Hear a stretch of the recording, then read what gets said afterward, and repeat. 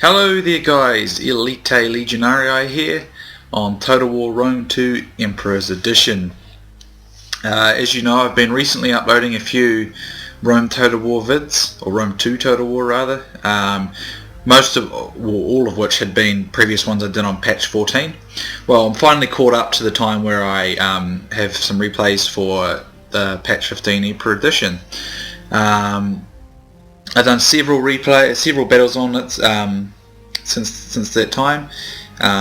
In this particular battle, number 3 here, because number 1 was already uploaded by SwedishLandSknekt. There was a 2v2 that myself and SwedishLandSknekt did. I took Syracuse, he took Royal Scythia, our opponents took Rome and Macedon. So let's load her up and get into it.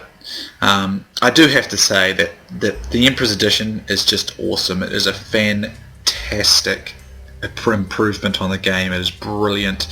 An absolutely excellent patch, addition to the game. Honestly, it's kind of like what I was hoping Rome 2 would be when it came out a year or so ago. And I think we've finally taken a year for them to get it to where I think we wanted it to be, but I think it's fantastic now. The games that me and Swedes have done and other games I've done with other people, it's just absolutely so much fun. It's just so much fun. Every game is epic. It just always comes across as feeling absolutely epic every time you're playing it, and you're always on the edge of your seat or wherever you are when you're playing. And you know, and when Total War games doing that to you constantly, it means it's good. It means it's really good. And Rome 2 is certainly really good now. And this battle was no different. This battle was extremely close in the end, and it come right down to the wire, and it was so epic. So I'm just going to pause it, outline the armies. I'm playing Syracuse. Now, Syracuse is a pretty interesting faction. I've always quite liked them. Up front I have 1 slinger and then 3 mercenary Balearic slingers for my missile contingent. And because Swedes chose Royal Scythia, I chose a faction, or chose an army with lots of infantry to support that.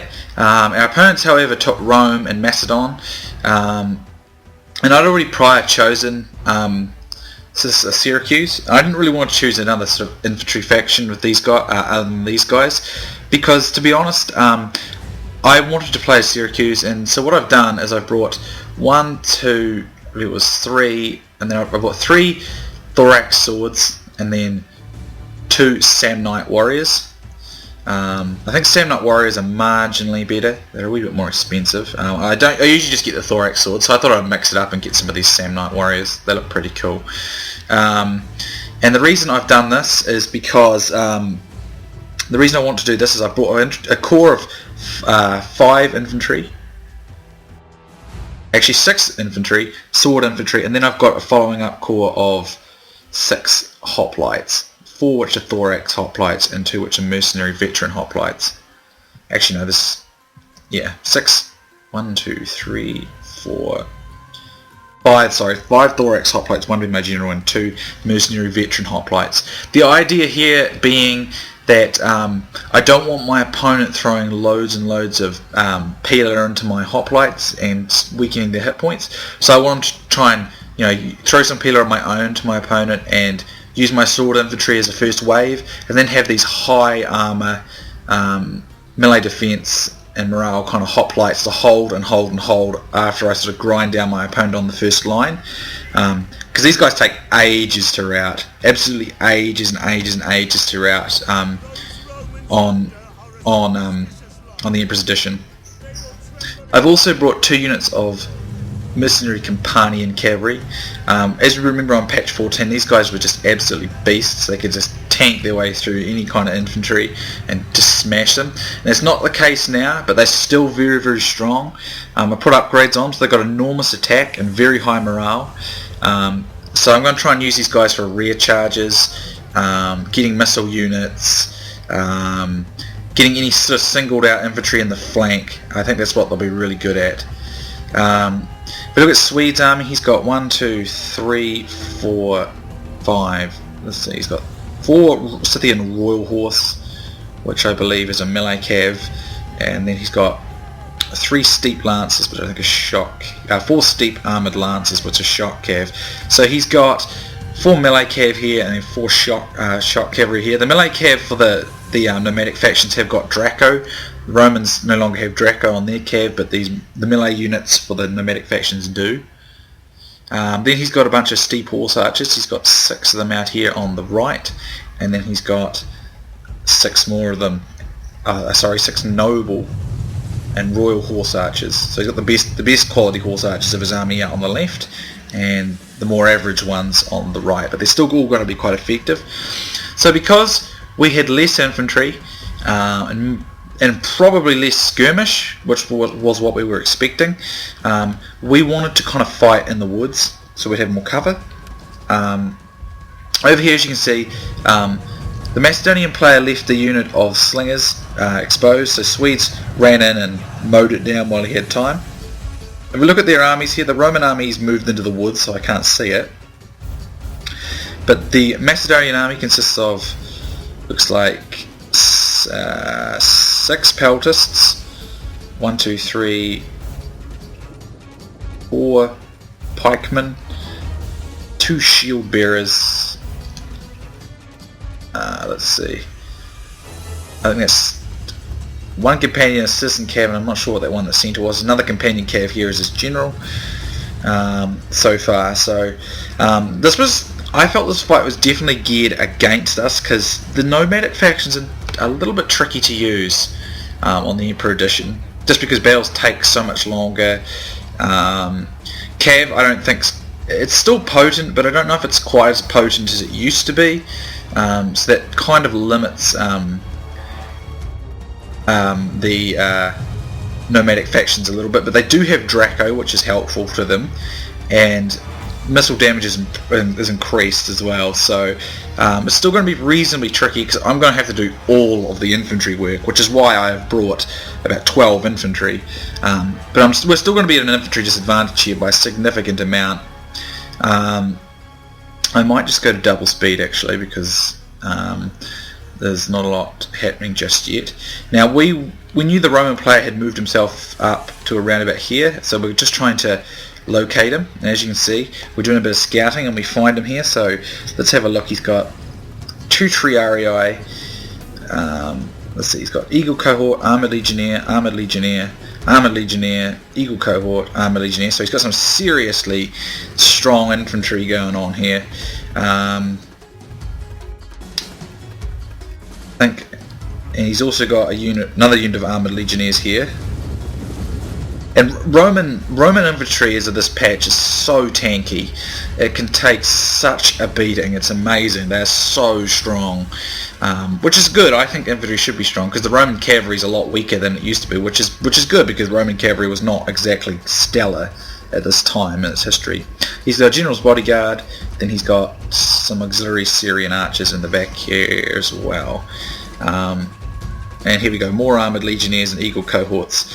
So yeah, the Roman infantry is extremely tanky, really strong. He's got a gladiator out here as well. It takes a serious beating. It takes forever to kill it, and it really rips up the damage if it's given enough time.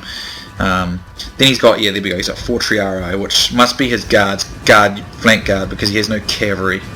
And Triarii are extremely tough as well. You'll see this in this fight. These Triarii take so long for us to kill in this fight. You'll see what I mean. So yeah, the Macedonian players created like a sort of a semi-box here, and I think what the Roman players do is going to cover the other end of it. They chose a defensive battle, probably because they knew they wouldn't be able to keep up with our flexibility with Royal Scythia here. But to be honest, if I had been them, I would have got really aggressive against me, because they've got much better infantry than I do, to be honest. And they have enough tools to defend their flanks against all these guys here. They probably just don't have enough missiles. I wouldn't have bothered with the peltasts in this fight, to be honest, but maybe he was expecting pikemen from me. I'm not sure. But if I were them, I would have brought Cretans and lots of auxiliary Syrian archers and Balearic slingers, and that would have been good against Swedes' horse archers, and they could just worn them out with that, and then quickly engaged all my infantry. And I think they probably would have been a a little bit more decisive, but I don't want to give too much away. But as you can see, they've sort of formed up here, and you may notice on the Emperor edition, I'm sure everyone's noticed it now, the colorations are different. Macedon's more purple than black, kind of like how it was in the Alexander expansion on the original Rome, and I like that. I really like this purple look for them. The colours have just been a little bit more adapted. They're not quite as perhaps bright as they used to be, but it kind of adds a new feel to the game, which is really cool. So at this stage, Swedes was just taking some heavy shot at these thorax pikemen. What we wanted to do was break the thorax pikemen. So I'm moving up in a moment, and you'll see me put sling fire down on some of these guys here, and Swedes will put some heavy shot fire down on them as well. And we'll concentrate our fire on individual units at a time. So all my slings will be targeting this unit, and Swedes' horse archers will be targeting this unit as well. So that way we can keep our ammo around for longer and do more damage over time, because they certainly have an infantry advantage, and we need to kill these pikemen because we can't defeat them otherwise. The pikemen combined with Roman infantry is a pretty nasty combo, to be honest. So I'm just going to go to triple speed here. I might lag just a little bit because that's what it does on Rome 2.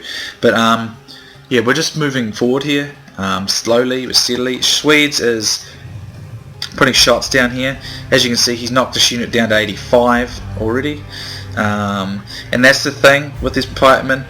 Very vulnerable to missiles. They always were. They're very powerful on the front, but very, very vulnerable to missiles. However, I'm not entirely sure how much better they are to use on the Emperor Edition just yet, but I think they're a little more flexible. They're not quite as awkward. They're still a bit tricky, there's no doubt, but it still requires you to kind of have the correct supporting units to force your opponent into them. But they're not quite as ungainly, I don't think, as they once were, so that makes them a little easier to use. But in a situation like this, you don't want to leave them exposed to lots of missile fire here. Let's go back to speed. So yes, not like this, where Swedes is able to start chipping away at them with heavy shot, which has armor piercing. And because these guys only have a small little shield, they do get dropped fairly quickly. Whereas if the Roman infantry that has a much larger shield takes it a lot longer. So that's why we're going for the pikemen, because we need to try. We don't have the kind of assets to outflank this army easily. We need to try and break it up a bit first. So that's what Swedes doing. At this stage, Swedes, I told Swedes to just kind of divide his men out a little more, just because if he's clumped up, he's not getting as good as shots. Here we see these citizen cav, two of these citizen cav coming forward, and Swedes is going to counter him with his raw horse here. And Swedes' cavalry is a lot better. He cracked Draco here as well, just with one of his units. And there he's going to quickly destroy these citizen cav. Should be a pretty easy fight for him, but it will take a while because all the fights on the Emperor Edition take a lot longer now, which is cooler because it adds to the epic feel of the game. Makes it feel like it's much grander. I mean, if in the real historical sense, these battles took hours. And it's one thing I didn't like about Rome 2 was that battles took like 2-3 minutes sometimes just to kill something and it was all over. Whereas in Rome 2 now, they take a few minutes. It's not too long, but it's not too short, so I like that now. So yeah, an easy victory here for Swedes. He's not going to take many casualties doing this. He's got numbers, he's got better cav, and he's lowered their morale with Draco, so it definitely helps him here. So he's going to quickly win that. Up here, I'm starting to concentrate my sling fire here onto these units here. I'm not going to target these pelters because pelters have a sizable shield, which gives them quite a bit of resistance to sling fire. I want to try and hit this unit here in the flank, which is what I'm aiming for here. As you can see, I've already knocked it down to around 80 odd men. So I've knocked 40 men out of it, so a third of this unit's already been destroyed. As you can see, pikes are very vulnerable to missile units. You do have to make sure your pikes are not going to get beaten up by sling or archers or anything like that, because they're very, very vulnerable to it. as you can see. So this unit gets just cut down by my slingers here, and now I'm moving on to the next unit. I think, as you can see, here you go, it starts routing. So they need to be more aggressive with these pikes, in my opinion, because sitting around letting them get slinged down by us is not wise. At this stage, I suggest Swedes, bring your horse archers up, and we'll both focus our fire here, because we don't have a whole lot of ammo. We do chew through our ammo fairly quickly doing this, so we don't want to. We want to make that ammo last as long as possible, so we can continually do this, and hopefully it'll force our opponents to react and come to us and fight us on our terms in this wooded area on the higher ground, where we have the higher ground, because they do have infantry supremacy quite comfortably. That Roman infantry is a lot better than ours, and that Macedonian infantry is very strong as well. And anyway, at this stage, we get another unit of thorax pikemen routing, and then he brings a shield bearer up. Now, I suggest Swedes don't worry about attacking the shield bearer. That's got way too much armor and shield value. It'll resist our missile fire extremely well. Continue on the pikemen, because our targets that it works against.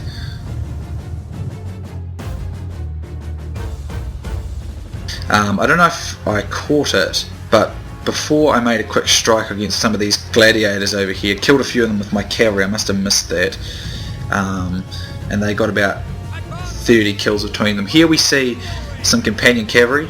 I'm going to quickly engage them here with my mercenary companion cavalry, and I'm going to flank around with these units here to try and encircle them.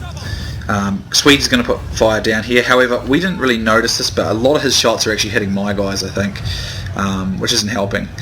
So yeah, I told him to stop firing, so I think a lot of his guys hit mine, because if we look at it, I did not really kill any of these guys at all. I think I killed a few of them, but I lost. Oh, it was just pretty even, actually. I suppose it was fairly even. Yeah, actually, it was a pretty even fight, to be honest, but I think I was getting hit by Swedes guys, so it's good that that fight probably ended when it did, to be honest. So yeah, the gladiators are very vulnerable to cav, because they've got very little armor, particularly shock cavalry with a good charge. My guys are not shock cavalry, but they're still strong melee cav, and they're well upgraded.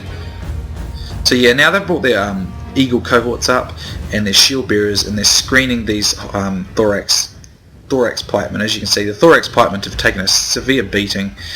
Over here, as you can see, this gladiator unit's been just cut down by these steep horse archers, and because they've got no armor, and only their shields, their armor, and they're hitting the flank, they're getting just cut to shreds by Swedes archers there. At this stage, they're doing what me and Swedes want them to do. They are now attacking us on our terms because of our missile tactics here. So if we look at the actual map here, me and Swedes are the red. We've still got Swedes lines in reserve through here, and if necessary, Swedes can come around, and I can hold everyone here in the centre of the battlefield, which is what I'm going to do. So yeah, here we see my infantry starting to throw some peeler against these guys here, and he charges his shield bearers in. His shield bearers will better and will be able to beat my Sam Knight warriors, but I'll be able to hold this up for a long time. And I have other units. Now what I've done here, I'm just going to go to slow motion. I've created a little line with my hoplites here, just in case this group of Romans tried to flank, so I want to try and stop them from being able to do so. So over here I'm going to allow my guys to throw a few peeler at him, but then I'm going to counter-charge him, because I don't want to be probably in a peeler duel with these Romans longer, because I think their peeler is better than mine, it's more damaging. Plus I want to get the charge bonus in, even if it's a small charge bonus. Now he brings his pikemen in through here, which is quite good for them, because it will mean a pretty harsh fight for my guys. But lots of peeler, lots of missiles coming in. As you can see, putting some missile fire down now on these pelters, because if his pelters start throwing javelins into my infantry, they'll just rip a hole in them really fast, and we can't lose my infantry this early in the fight. So at this stage we have to kill these peltists, so me and Swedes send our cavalry in to get them now, because they've left a gap, so we'll take that. Now you do have to be very careful going after units like pelters, archers and slingers and stuff with cav, because they concentrate their fire on you. With their newly much higher missile damage, they can kill your cav. So you do have to make sure you've got plenty of numbers of cav doing this. Because we do take quite a number of losses, I think, doing this. Or do take quite a few casualties doing it. So yeah, at this stage though we have managed to force them back and force them away. But we are taking shots from over here, so we do have to be careful not to lose too many. So yeah, at this stage, the fight is in their favour, but it's gonna take them a long time to kill me, because that's how it works now. And I get a quick rear charge into these Eagle cohorts and Armoured Legionnaires just to help matters along, just to keep it even, just to keep that fight tied down. I can leave my guys in a melee for a little bit of time because they're good in melee defence, good attack, but I don't want to leave them in there for too long. And I'm able to squeeze them through this gap here that's in the lines. As you can see, Swedes is attacked by these companion cavalry, but he's getting heavy shot down into the flank on them anyway, so they'll be alright. I've still got, as you can see, I've still got 2 mercenary veteran hoplites, which are my strongest hoplites, and my general in reserve. My slingers got caught up in a melee fight here. I didn't actually notice that. That was not a good thing. Here I see another gap through here, so I can make another strike into the back of my enemy's lines. At this stage, I pumped the defense, melee defense here, just to help my guys hold in, because with this pike in the lines here and with these Armoured Legionnaires, I'm going to get pretty beaten up. The Roman infantry is definitely going to beat me. As you can see, Swedes is looking to come around here with his elite shock and melee cavalry. Here I see an opening into the back of these guys here, so I charge through into the back of them here, and I'm just going to pull out. I'm going to keep repeating this. As you can see, my first wave of infantry is starting to break. But over here we see that the Macedonian general is here. Swedes has put some of his horse archers here. I don't think he intended to do this because you don't want to be doing that, because that's a horse archer into the melee fight with much better cavalry that are better at that. As you can see here, he's broken through and now he's outflanking my thorax swords, which is not good, but I managed to start to rout this unit of Armoured Legionnaires, and at this stage I pour in my hoplites to come and help Swedes kill these companion cavalry, because that's the enemy general, and the loss of an enemy general would be a good thing for us. It would help a lot. So over here, Swedes brings in some of his armoured lancers, and we managed to isolate this shield bearer, which is, they're really strong. I mean, look at it, it's already racked up 130 kills. Done a fantastic job. Heavily outflanked here though, but they are Triarii that are outflanking me, so I'm not going to take too much of a beating from that, but I will definitely lose that fight because I'm outflanked. But through the centre it's still holding, extremely tight. I've now put my mercenary veteran hoplites in. I haven't got all my hoplites into formation here though, into hoplite phalanx. They'll still hold okay without it, but they would have been better in it. Over here I'm attacking these companion cav, trying to kill them, and I'm trying to create a secondary line to keep these Roman Eagle cohorts and Armoured Legionnaires outflanking me. Here I rally my guys here, boost their morale, because as you can see, my guys here, my mercenary veteran hoplites hold for a while. Now I didn't actually realise it, but apparently you couldn't do this before, but you can do it now, is that you can actually put your guys into hoplite phalanx even if you're already fully engaged. You couldn't do that before, you had to do it beforehand.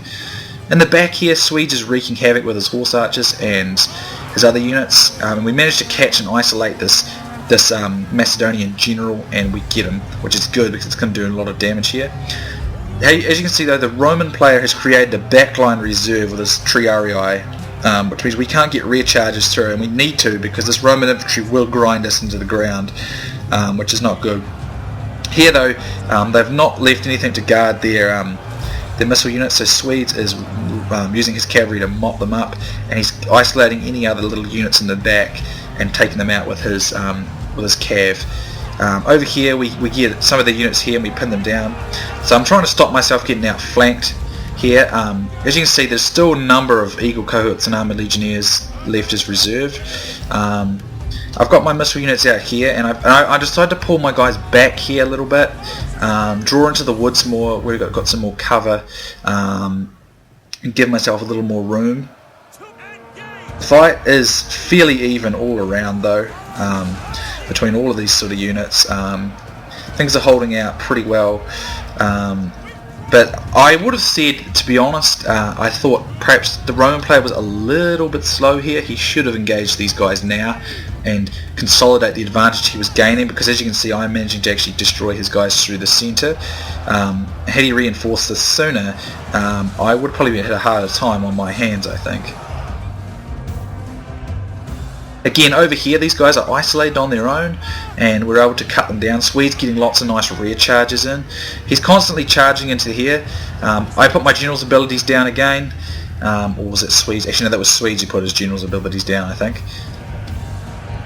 No, it must have been me, I'm not sure. Yeah, it must have been me. Yeah, it was me. And that was another thing. Me and Swedes were constantly using our general's abilities, because the battle was going on for so long and kept recharging and we kept using it, whereas our opponent team didn't use it very frequently, and I felt that was crucial. That made a humongous difference to this fight. We constantly keep putting those general's abilities down, and we constantly keep getting melee defense and morale boosts because of it, and that allows us to resist and hold out against superior Roman infantry for a very long time. See, this unit got into hoplite wall, and I managed to get this into hoplite wall, and that will take them forever to breach that. Like, it takes ages. Over here, we're just isolating these last Roman armoured legionnaires, which are pinned on my hoplites. And Swedes get some nice rear charges in with his cav here, both melee and shock. Here we can see there's some armoured legionnaires here that are isolated, so Swedes is going to charge them. And I think, yeah, that's Scythian Royal Horse. I think that's a melee cav. Yeah, that's a melee cav, so it's not going to be super deadly. It's the shock cav that do the most lethal damage. Here I activate the morale boost. As I said, me and Swedes were constantly using this ability a lot more in the fight, and I think what was critical is we killed the Roman general and the Macedonian general, so they were not able to do this very soon, whereas we were very cautious to make sure our generals survived. We needed that morale, we needed those abilities. If I think we'd lost our generals earlier, I think we would have been in a much harder fight here, because as you can see, these Roman legionnaires are literally just grinding my infantry down. I can't beat them, but Swedes is constantly getting all these nice charges in with his cavalry. However, we can see some Triarii are in square formation in the back here, which makes them, they're very high morale and melee defense there, and they'll really mop up cav if we get into a charge with those. Over here though, managing to find some of his armoured legionnaires, isolate them here, using my slings and everything just to pin them down. My general was now in the fight. As I said, kept my general out of the fight for as long as I could, and Swedes did the same, but now we need them.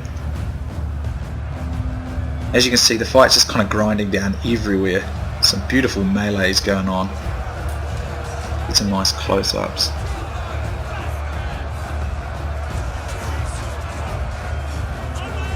Some pretty sweet battles going on there.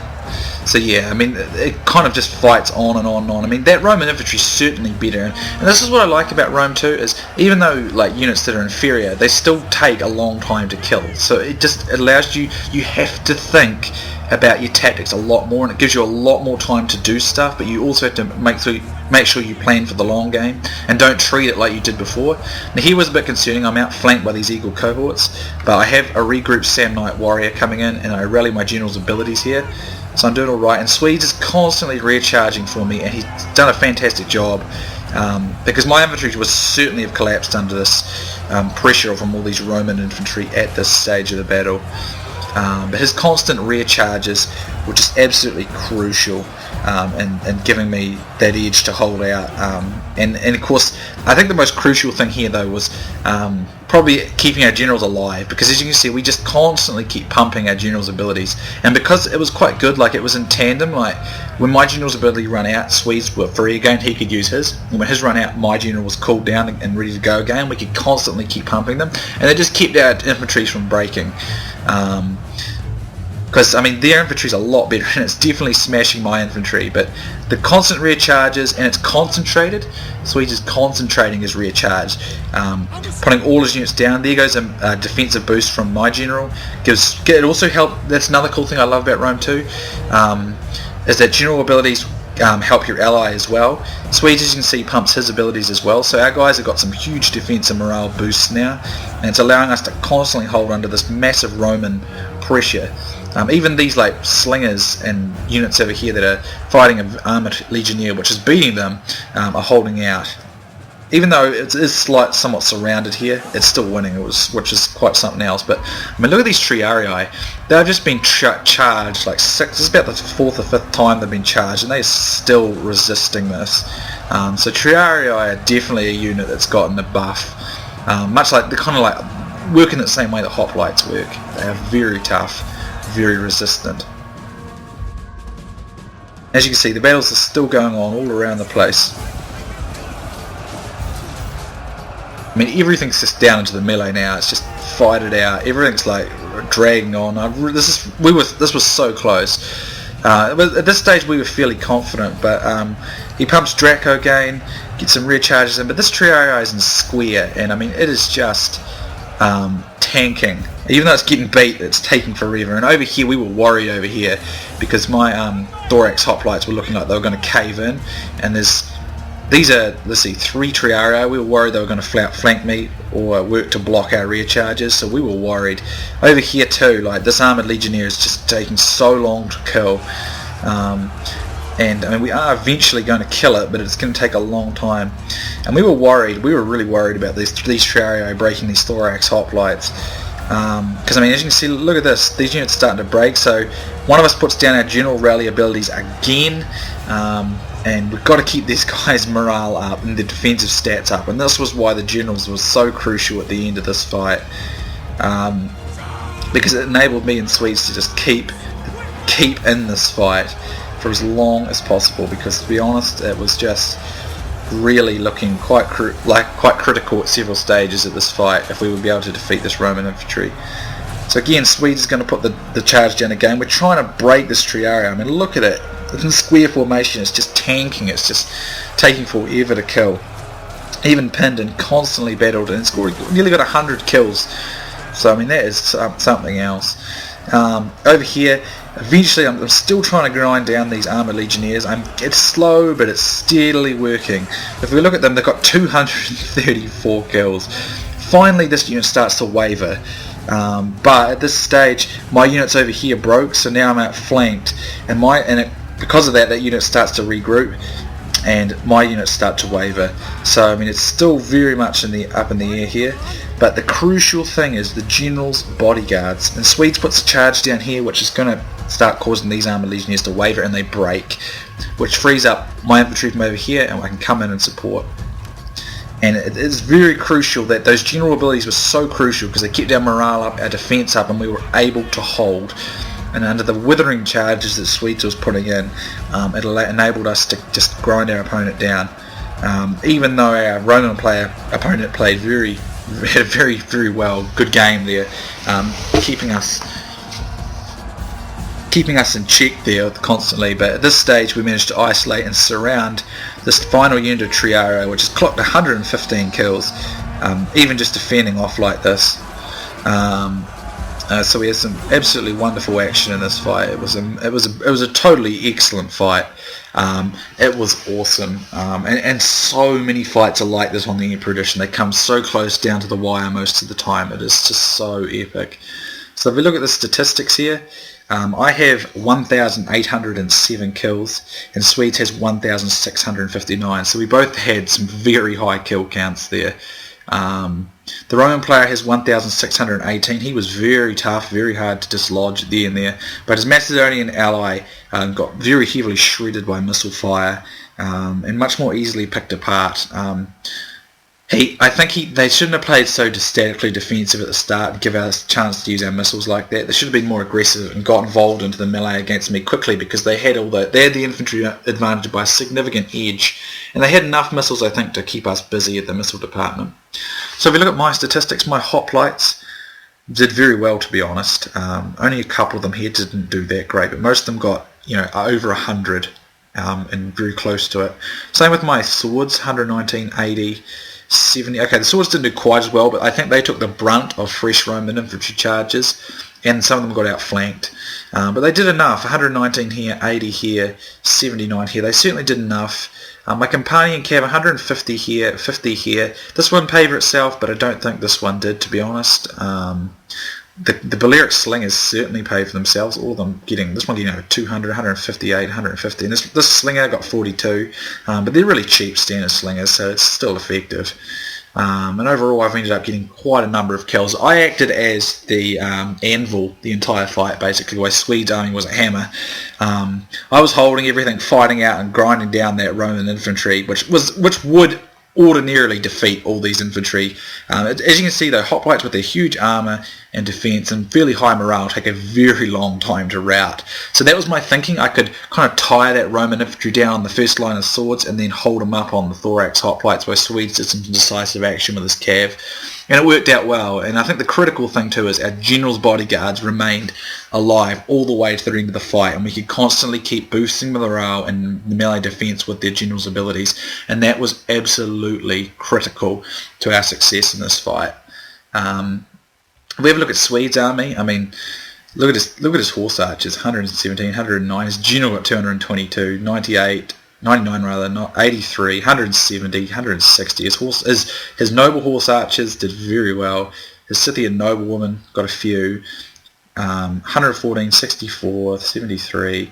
Most of his horse archers did his work, to be honest, but that's probably why those rear charges took so many rear charges to do it, because most of those rear charges were probably coming from horse archers actually. But yeah, Swedes really clocked up a number of kills, those horse archers, but he did some great support with it. It was constant charges, and it was good that we were kind of like cycling our general's abilities, so that when he used up his general's abilities, my general was free, so I could pump mine to keep that constant morale boost and defensive boost coming, and then when mine run out, Swedes was refreshed. So it was really good like that. We kind of used them in tandem like that, and that enabled us to keep that high morale and melee defense the entire fight, which I think enabled us to hold that Roman infantry, because Roman infantry was a lot better than my infantry, and he had those triarii in the back, which was making it really hard for Swedes to get those rear charges. So we look at this Roman infantry, some fairly high kills here, but some of them underperformed, to be honest. They didn't get enough support initially. That was at the start, I think. Towards the end it got much better. Look at these triarii, look at them, 70, 106, 115, 144, another 106 there. So I mean, they did very, very well. These archers did fairly well as well. So most of this Roman infantry did fairly well. A couple of them probably didn't do as well as you would have liked, because they are expensive. You do need to make sure that Roman infantry is doing its bit. Now, if we look at the Macedonian players, you can see his pikemen, only one of them, that one he got into the fight there. That's what I mean. If they'd pushed the pikes forward at the start and got them engaged, they could have clocked up kills. But those ones that didn't, they got shredded. The shield bearers, as you can see, high kills, except perhaps this one that got a bit isolated. The cavalry, he didn't use, apart from his general's bodyguard, he did not use his cavalry very well, I don't think. It was too far from his support structure, and got isolated by Swedes' missile units and my infantry and was wiped out. But otherwise, if he had used this cav in close support to that Roman infantry, we would have probably been beaten up pretty bad there. And his peltasts didn't really, we were very, very quick in getting rid of them, because we knew they could have cut up my sword infantry very fast, and we did not want that because we couldn't lose it. So we were pretty much trying to kill them as quickly as possible. So good game to our opponents there. It was a very epic battle. Hope you guys enjoyed it. I'll link the Swedish Landsknekt channel. So thanks for watching, guys. Hope you enjoyed it, and I'll see you soon next time.